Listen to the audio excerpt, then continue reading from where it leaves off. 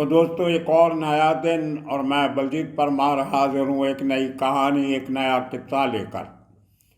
आज आपको कहानी सुनाएंगे उस शख्स की जिसने मुंबई के, सेंट्रल मुंबई के बकरी अड्डा में जन्म लेकर और रामिया पवार का पड़ोसी और जूनियर होते हुए एक बचपन की कहानी, और कैसे वो बचपन 18-19 साल की उम्र में एक क्रिमिनल की कहानी बन जाती है। 18 साल की उम्र में होते ही जेल जाना पड़ता है। क्या था वो किस्सा पूरा? और जब आखिर 2005 में मलेशिया के एक छोटे से गांव में के खेतों में उसकी लाश मिलती है, तो बकरी अड्डा में उसके घर में क्या माहौल था, ये पूरी कहानी बचपन से उसकी मौत तक कहानी सुनाएंगे। उस शख्स का नाम है बालू डोकरे। अंडरवर्ल्ड की दुनिया में बहुत बड़ा नाम। कद तो उसका 5 फुट से भी थोड़ा कम था, लेकिन अंडरवर्ल्ड की दुनिया में उसका कद बहुत बड़े बड़े लोगों से बड़ा। 47 के करीब क्रिमिनल केसेस में वांटेड था वो आदमी जब तक मुंबई में रहा। सारी उम्र छोटा राजन के साथ काम किया। उस समय जब उसको छोटा शकील ने ऑफर दिया था कि छोड़ के हमारे साथ आ जाओ, 2005 में मरने के कुछ महीने पहले, लेकिन वो आदमी बोला नहीं। मेरा दोस्त, मेरा यार, मेरा भगवान, सब कुछ छोटा राजन। इतना भगत था वो छोटा राजन। कैसे बन गया वो भोला भाला छोटे से कद का बालू डोकरे। और जब मरा तो उसका नाम भी किसी को पता नहीं था कि ये लाश है किसकी। जो थाई पुलिस को जानकारी मिली थी, बुरी तरह से कटी फटी वो लाश, जिसकी छाती में एक खंजर अभी भी छोड़ गए थे उसके कातिल, वो उसी तरह लगा हुआ था। 12 घंटे के बाद पता चला कि ये लाश तो सुरेश कृष्णकांत शर्मा की है, जो वहाँ की एक गारमेंट फैक्ट्री में काम करता था। लेकिन बाद में पता चला कि ये नकली आइडेंटिटी थी, मरने वाले का असली नाम तो बालू डोकरे है। अब वापस चलते हैं बकरी अड्डा, विनायक चाल, जहाँ पे इसका जन्म हुआ। बालू डोकरे 4 बहन भाई थे, 2 बहनें 2 भाई, एक बड़ी बहन, फिर बालू डोकरे, फिर इसकी एक और बहन, पर एक छोटा भाई। शादी भी हुई इसकी बाद में, वो भी बात करेंगे। छोटी उम्र में ही कोई सुख की जिंदगी नहीं देखी थी। परिवार बड़ा था, बाप माँ 4 बच्चे, 6 जन का गुजारा उस समय करना बहुत मुश्किल होता था। पिता इसका एक लोकल डॉक्टर के पास कंपाउंडर का काम करता था, और कंपाउंडर की भी बहुत इज्जत होती थी। लोग उसको भी आधा डॉक्टर समझते हैं, क्योंकि वो दवा दारू दे देता है, टीका लगा देता है, तो लोग काफ़ी रिस्पेक्ट करते थे। लेकिन एक बुरी लत थी इसके पिता को, वो थी शराब पीने की। कमाई इतनी ज़्यादा नहीं थी, शराब पे खर्चा ज़्यादा हो जाता था। डॉक्टर के पास भी समय पे नहीं पहुंचना, कई बार तो पी के चले जाना। तो दुखी होकर डॉक्टर ने उसको नौकरी से निकाल दिया।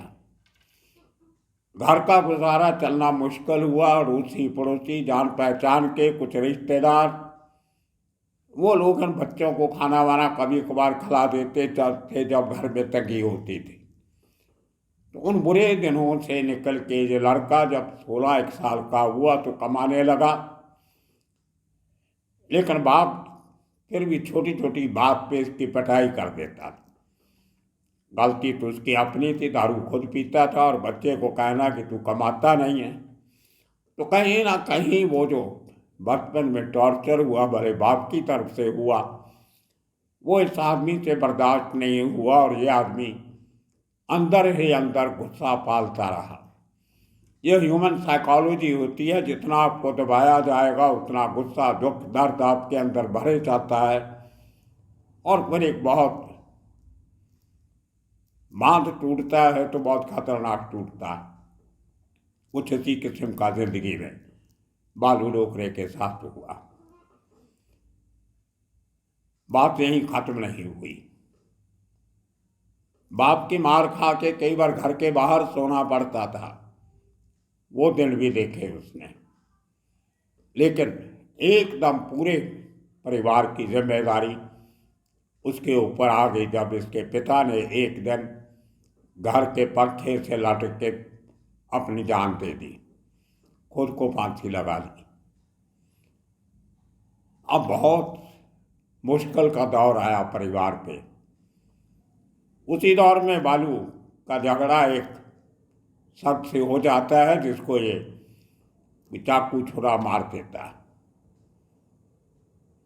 तब 18 साल की उम्र हो गई थी और इसको जेल में जाना पड़ा।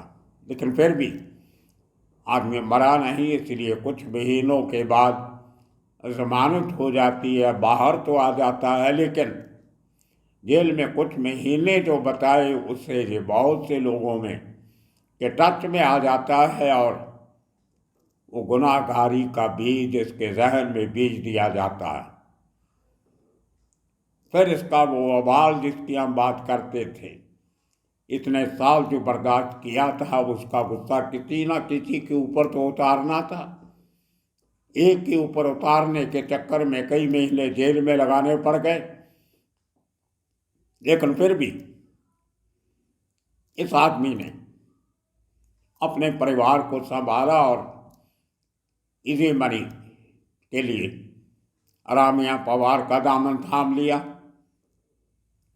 और चलते चलते अचानक रामिया की छत्र छाया से निकल के यह आदमी छोटा राजन की छत्र छाया में पहुंच जाता है। उस इलाके के बहुत से लोग छोटा राजन के साथ उस समय काम कर रहे थे।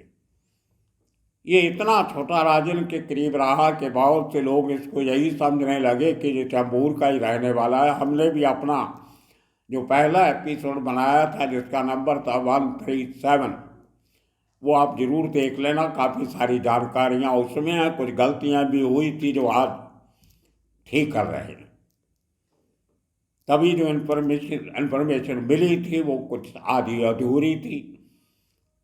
मैं तो लगातार काम करता रहता हूँ अपनी स्टोरी पे, भले पहले कुछ काम किया फिर और नई चीज़ें मिलती रहती हैं, उनको सुधार करता रहता हूँ और अपनी गलतियाँ मानता रहता हूँ। उस एपिसोड में कुछ गलतियाँ थी लेकिन आज वो सब दुरुस्त कर रहे हैं। ये सब बातें उस एपिसोड में नहीं है, आप देख लेना। वो 137 एपिसोड नंबर हमारा यूट्यूब चैनल पर बलजीत परमार फॉर यू। तो छोटा राजन के साथ मिलके इस आदमी ने जो दौर पकड़ा है, हाइट भले कम थी, 5 फुट से भी कुछ सेंटीमीटर कम, लेकिन फिजिकली स्ट्रॉन्ग बहुत था, फुर्तीला बहुत था। उस जमाने में आप अगर ज़्यादा बहुत सारे एपिसोड में जिक्र किया है कि जो इतने खतरनाक शातिर क्रिमिनल हुए हैं उनकी हाइट कोई ज़्यादा नहीं हुआ करती थी, सब आम हाइट से भी थोड़ा कम हुआ करती थी, लेकिन सब पहुंचे हुए कलाकार थे। क्रिकेट का और पतंग उड़ाने का बहुत शौकीन था। अपने इलाके में क्रिकेट के छोटे छोटे मैच, वहाँ पर जो नज़दीकी ग्राउंड है वहाँ पे खेलते रहना और पतंग उड़ाना। और इनके बारे में ये भी मशहूर है, जब मुंबई की आर्थर रोड जेल में लंबा समय बंद होना पड़ा तो जेल के अंदर भी इसने अपने साथियों के साथ मिलकर क्रिकेट की टीम बनाई हुई थी और जेल में पतंग भी उड़ाया करता था। तो अब कंपनी पीछे होगी, छोटा राजन कंपनी बहुत नाम था, छोटा राजन की चढ़ाई थी। उसके करीबी होने की वजह से हर बड़े काम में छोटा राजन ने इसको शामिल किया। और सबसे बड़ा काम इसने जो किया वो नेपाल में, इसको छोटा राजन का नेपाल का एम्बेसडर कहा जाता था कि छोटा राजन कंपनी का एम्बेसडर है नेपाल। इस बालू डोकरे बहुत समय नेपाल में गुजारता था। मिर्जा दिलशाद बेग को गोली मारने वाला बालू डोकरे था। हालांकि और भी बहुत लोग थे साथ में, कई सारे लोग, एजेंसी का हाथ भी था इनके सर पे। वहाँ से बालू डोकरे की चढ़ाई होती है। उसके बाद बहुत से मर्डर, खासतौर पे 2000 से लेके 2004 तक, जब तक जेल में था तो थोड़ी शांति थी। लेकिन उसके पहले जब छोटा राजन दाऊद को छोड़ के अपना अड्डा मलेशिया, बैंकॉक, इंडोनेशिया में बनाता है, तो इसके कहने पे जितने बड़े काम मुंबई में हुए उनमें रोहित वर्मा और बालू डोकरे की जोड़ी मशहूर हुआ करती थी। बम ब्लास्ट के वो आरोपी जिन्होंने डी कंपनी के साथ मिलकर जासूसी साजिश में हिस्सा लिया था, उनको चुन चुन के मारने का काम दाऊद ने बालू डोकरे और रोहित वर्मा को दिया था। सलीम कुर्ला को कुर्ला के एक हॉस्पिटल में जाके घुस के मारने वाला भी बालू डोकरे था। इस तरीके से बहुत लंबे चौड़े काम किए। 2000 में इन बीच में इसकी शादी भी हो जाती है। पत्नी का नाम दीपाली। और उसके बाद इसका घर आना तो मुश्किल हो गया। मियाँ बीवी मिलते भी थे तो कहीं बाहर, कहीं और, घर में नहीं, क्योंकि पुलिस की नजरें हमेशा उस घर पे रहती थी। दिन में कहीं, रात को कहीं काम करना, फिर छिप जाना, कभी नेपाल चले जाना, कभी कलकत्ता चले जाना, कभी छोटा राजन के हुक्म के मुताबिक कभी दिल्ली चले जाना। तो बहुत सारी भागदौड़ के बीच 2000 में सजा हो जाती है, पकड़ा जाता है। तकरीबन 3.5 साल आर्थर रोड में रहता है। वही समय था जब आर्थर रोड पे कि उस समय की जेल सुपरिटेंडेंट स्वाति साठे के ऊपर अटैक हुआ था। मोटरसाइकिल सवार लोगों ने गोलियां चलाई थी। स्वाति साठे तो बच गई, लेकिन उसके एक इंस्पेक्टर को गोली लगी। तो उसको शक हुआ, एक तो बड़े कैदी गैंग के लोग जेल में थे, उसको एक एक को बुला के स्वाति साठे ने इंक्वायरी शुरू किया कि ये किस गैंग का काम हो सकता है। और जेल के सूत्रों ने बताया कि जब बालू डोकरे से पूछताछ हुई तो उसका जवाब था कि मैडम, हम इतने गिरे हुए इंसान नहीं हैं जो किसी औरत पे हाथ उठाए या गोली चलाएं। ये किसी और ने किया होगा, हमने नहीं किया, ना हमने करवाया। तो स्वाति साठे को इसका जवाब अच्छा लगा था। उसके बाद उसने इसको कुछ अच्छी खासी फैसिलिटीज भी जेल में दे दी थी। लेकिन जेल में तो जेल ही होती है। एक इससे भी छोटे कद का एक लड़का हुआ करता था उसी इलाके का, जो जेल में इनको सामान देने जाया करता था, कपड़े, वीकली जाना हर हफ्ते। और इसको दारू पीने की आदत भी थी। अब जेल में बॉटल तो दारू की जा नहीं सकती, जेल वाले ला के नहीं देते थे, चर्च भी पीनी होती थी। तो एक छोटू होता था, उसका हाइट बहुत कम था, उम्र काफ़ी थी, लेकिन जैसे वो मिडगेट्स होते हैं उस किस्म की, 3 साढ़े 3 फुट का आदमी। उम्र 28-30 साल थी। तो वो आदमी पुलिस वालों का, जेल अथॉरिटी वालों का खास आदमी था, क्योंकि छोटा था, किसी को भगा नहीं सकता, किसी से लड़ नहीं सकता, किसी को मार नहीं सकता। उसको जेल वाले जेल के अंदर भी जाने देते थे, आपको सुन के हैरानी होगी। और वो सब लोगों की सेवा करता था। वो दाऊद गैंग के लोग हों, छोटा राजन के हों, अरुण गवली कंपनी के हों, उसकी जेल स्टाफ के साथ इतनी बनती थी कि वो कभी भी जाके किसी को सामान दे आता था। तो बालू डोकरे के लोगों ने उसको पटाया। अब एक नमकीन होता है जो मिष्टान कह देते हैं आप लोग उसको, मुंबई में नमकीन के पैकेट आप मिला करते थे। तो ये नमकीन के 3-4 पैकेट खरीदते थे दूसरे तीसरे दिन, और उन पैकेट्स को खोल के उनमें उस जमाने में एक टीचर विस्की का प्लास्टिक का 90 mm का एक छोटी सी बॉटल आया करती थी, मिनिएचर। उसको नौटांग मुंबई की भाषा में कहते हैं। प्लास्टिक की होती थी, गिरे तो टूटने का डर नहीं, आवाज़ भी नहीं आती थी।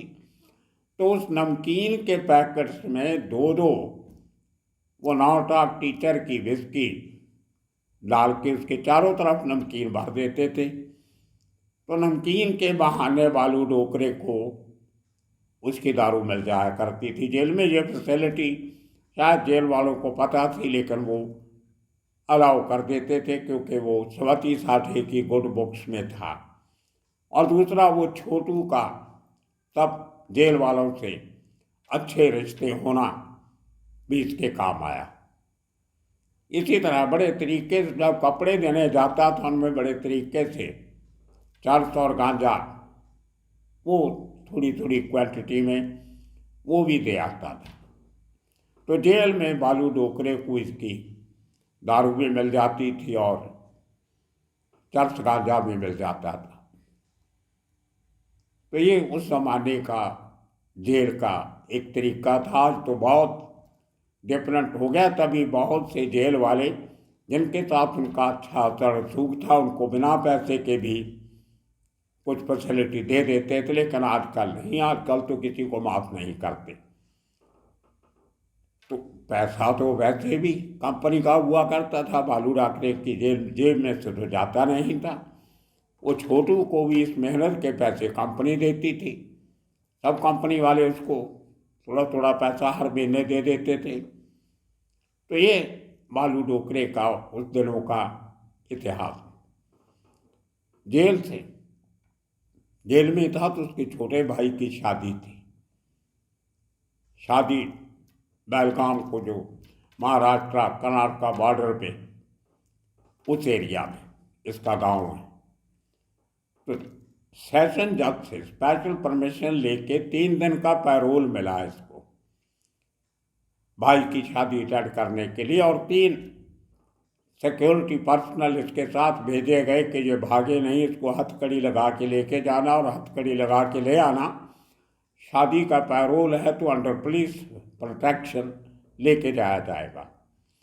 तो चारों की ट्रेन की टिकट निकाली गई, जो कोल्हापुर बेलगाम ट्रेन जाती है उसकी, जाने की और आने की। और जेल से रेलवे स्टेशन तक जाने के लिए लोकल बस की टिकट इनको देनी पड़ती थी, जहाँ एसटी की टिकट नज़दीक कहीं स्टेशन तक जाने के लिए। तो जैसे इसको पैरोल मिलती है, जेल से बाहर आता है, 3 इसके साथ बंदूकधारी आदमी साथ में, तो जैसा वो ट्रेन की टिकटें फाड़ के फेंक देता है, पुलिस वालों की भी और अपनी भी। वहाँ से टैक्सी लेके निकलते हैं। 1 किलोमीटर जाने के बाद 2 गाड़ियाँ खड़ी होती हैं कंपनी की, छोटा राजन कंपनी की। उन गाड़ियों में बैठ जाते हैं। उसमें एक गाड़ी में बालू डोकरे के आदमी और एक गाड़ी में ये तीनों पुलिस वाले और एक बालू डोकरे। उसके बाद आगे जाके फिर गाड़ियाँ बदली जाती हैं और 2 मारुति वैन खड़ी होती हैं, उनमें बैठते हैं। तो वहाँ से बाई रोड निकलते हैं। तो वो इसलिए कि ऑपोजिट गैंग वाले कहीं अगर फील्डिंग लगा के खड़े हों तो उनको वो या तो टैक्सी का पीछा करते रहेंगे या दूसरी दो गाड़ियों को, और अल्टीमेटली ये लोग वैन में बैठ के गए। तो ये एक तरीका था। उस समय बालू छोटा राजन के जो ऊपर के 3-4 लोग थे उस ब्रैकेट में आ चुका था, नाम बहुत हो गया था। तो शादी पे पुलिस वाले गए, किसी ने गाड़ी में ट्रैवल के दौरान कोई हथकड़ी नहीं लगाई, और जैसे गांव में पहुंचते हैं तो उसके पास एक छोटा सा लॉज होटल टाइप था, वहाँ पे उनको ठहराने का बंदोबस्त किया गया। लेकिन वो गांव तक जहाँ शादी होनी थी वहाँ तक बालू के साथ नहीं गए। वो आपस में इतना भरोसा होता था पुलिस वालों का और क्रिमिनल का कि ये भागेगा नहीं। और वही बात हुआ, 3 दिन रहने के बाद बालू उनके साथ वापस आता है और जेल वापस पहुंच जाता है। उसके बाद उसकी जमानत होती है तो छोटा राजन उसको मलेशिया बुला लेता है। ये 2004 के एंड की बात है। वो मलेशिया ज़्यादा देर नहीं रहा है, 8-9 महीने नहीं रहा है, और इसको ज़्यादा घर का खाना खाने की आदत थी। जेल में भी ये इसका और इसके साथियों का खाना अलग से बनता था, और वो सब्जी भाजी हर 2-3 दिन के बाद बाईखला होलसेल मार्केट से लेके लड़के दे के आते थे जेल में, वेजिटेबल्स और फ्रूट वगैरह। तो इसकी वाइफ ने एक कमल नेपाली नाम का लड़का इसके साथ भेजा मलेशिया के, जो घर में इसका खाना बनाएगा और उसकी टिकट विकट वीज़ा पासपोर्ट और उसके खर्चे का बंदोबस्त छोटा राजन कंपनी ने किया। कमल नेपाली के साथ ये मलेशिया जाता है और वो घर का खाना बनाता है। और 2-3 महीने के बाद जो दाल भाजी में एक गरम मसाला डालते हैं जो घरों में महाराष्ट्र में लेडीज़ बना लेती हैं, सब मसाले इकट्ठे करके उनको पीस के छान के बारीक करके, मरने के भी कुछ दिन पहले इसी किस्म का एक 2 किलो मसाले का पैकेट बालू के लिए मलेशिया भेजा गया था। लेकिन कहते हैं ना, जब मौत आती है तो किसी को खबर तक नहीं होती, आहत नहीं होती।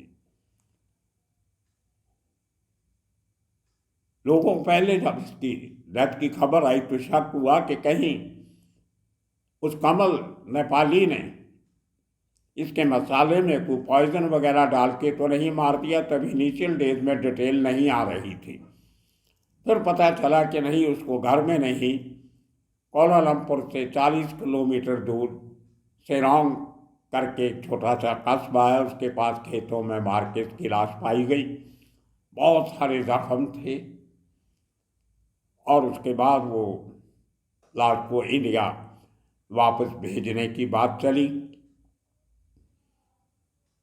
बहुत सारा छोटा राजन के लोगों ने बहुत जोर मेहनत करके वहाँ की कोर्ट से ऑर्डर लेके लाश कई दिन तो वहाँ पड़ी रही हॉस्पिटल की मॉर्चरी में। फिर उसके बाद मुंबई भेजा गया तो सहार कार्गो कॉम्प्लेक्स के वो बॉडी आके 3 दिन मुंबई में पड़ी रही, क्योंकि उसका कोई डॉक्यूमेंट नहीं था, कोई पासपोर्ट नहीं था। तो सहार पुलिस स्टेशन ने फैमिली को बुलाया और पूछा कि हमें कैसे मालूम कि ये लाश बालू डोकरे की। बहुत बुरी हालत में थी, उसको कोई पहचान ही नहीं सकता था। और उसकी माँ को और बीवी को लाश नहीं दिखा रहे थे क्योंकि इतनी बुरी है, उनको लगता था कि ये बर्दाश्त नहीं करेंगे, सदमे में आ सकते हैं। तो उसके कुछ खास जो यार दोस्त थे उनको दिखाया गया। उनमें से एक दोस्त ने उसका एक पाँव देख के कुछ करके उसने पहचाना कि वही है। फिर सबूत मांगा गया कि इसके ट्रैवल डॉक्यूमेंट होंगे तो हम आपको बॉडी दे सकते हैं। तो ट्रैवल डॉक्यूमेंट थे जो वो सुरेश कृष्णकांत शर्मा के नाम से मलेशिया से राजन कंपनी ने भेजे। वो जब फैक्स आई वहाँ से, फैक्स के बाद तीसरे दिन वो बॉडी इनके हवाले की गई और रे रोड एरिया के पास एक सेमेट्री है, वहाँ पे क्रेमेटेरियम है, वहाँ पे इसका आखिरी क्रियाक्रम किया गया। लेकिन बहुत से लोगों की बहुत सारी बातें बालू डोकरे के बारे में मशहूर है वहाँ पे। अपने इलाके में तो बहुत माना हुआ मद्दा था। वहाँ पे एक दुकान है छोटी सी, हुआ करती थी, अब तो नहीं है, टावर बन गया वहाँ पे। वो एक मारवाड़ी चलाता था और उसके पास एसटीडी का कनेक्शन भी था। तो बालू डोकरे जब बाहर से फ़ोन करता था तो वो बेचारा फ़ोन साइड में रख के इसके घर पे कुछ लड़के को भेजता था, इसकी पत्नी आती थी, तब तक वो फ़ोन बिजी रहता था। कई लोगों से उसकी लड़ाई हो जाती, लोग कहते इतनी इतनी देर देर तक तुम फ़ोन बिजी रखते हो, हमने भी फ़ोन करना है। लेकिन बालू डोकरे से डरता था बेचारा। तो फिर उसकी वाइफ आके बात करके जाती थी तो दूसरे लोगों को फ़ोन इस्तेमाल करने का मौका मिलता था। आज के दिन में बालू डोकरे की फैमिली कैसे रह रही है, कैसे नहीं, उनको शिकायत भी थी। पहले पहले तो शक हुआ कि कहीं छोटा राजन ने मरवा दिया। तो उसकी बीवी ने एक बयान भी दिया था कि मैं पूछना चाहती हूँ छोटा राजन ने मेरे पति को क्यों मरवाया। 2 बेटे हैं उसके, एक बड़ा है एक छोटा। और जेल में मिलने भी जाते थे, जब छोटे छोटे थे तो दोस्त साथ में लेके जाते थे। बड़ा बेटा शायद आज किसी मथारी कामगार यूनियन में काम कर रहा है, तो ठीक है, अब अच्छा खासा गुजारा कर रहे हैं। लेकिन जितना पैसा सोचा जाता था कि उसने कमाया, इतनी प्रॉपर्टी छोटा राजन ने उसके नाम से बाहर बनाई थी, उतना पैसा उनको मिला नहीं। ये एक ट्रेजेडी होती है क्रिमिनल्स की। सारी उम्र वो अपने बॉसेस के लिए काम करते हैं, अपनी जान खतरे में डालते हैं, जेलों में रहते हैं, फैमिली से बच्चों से अलग रहते हैं और मरने के बाद उनके परिवार को कोई नहीं पूछता। ये एक हार्ड रियलिटी है क्राइम की दुनिया की। और आने वाले जनरेशन को जो इस तरफ जाते हैं क्राइम की दुनिया में, उनको एक सबक लेना चाहिए कि उनको उनकी पूछगिछ जो होती है वो तब तक है जब तक उनके हाथ में हथियार है, उसके बाद उनको कोई पूछने वाला नहीं।